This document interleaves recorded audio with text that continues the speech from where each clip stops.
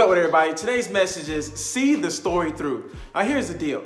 I have an old wise tale for you about the Kingsman and his stallion. Some of you may have heard it, some of you may not. But here's the deal.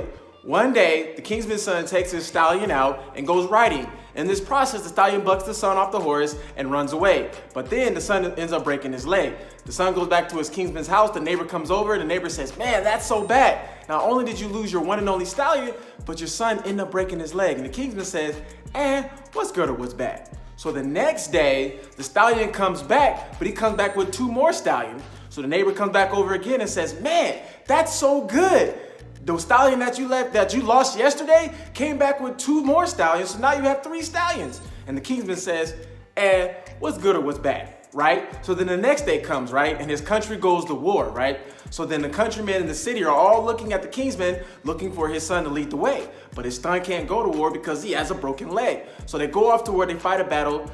The neighbor comes back, the neighbor says, King, man, this is so bad." The Kingsman says, "What happened?" He says, "All the people that went out to fight in the war, they all died. But guess what's good is your son wasn't there because he had a broken leg." And the Kingsman says, what's good or what's bad?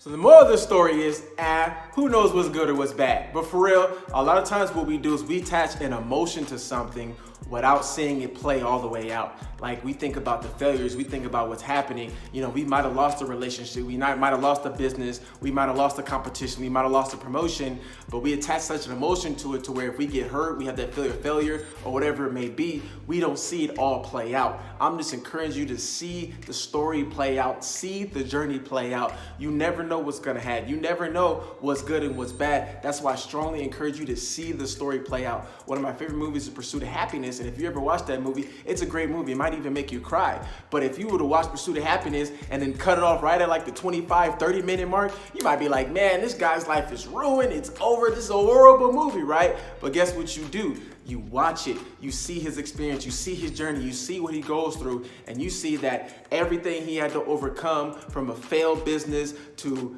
being homeless to losing his wife, it all turned out for the better. Why? Because he saw the story through. So something I always tell you guys is you have to see out your journey. Why? Because we were all put on this earth for a purpose.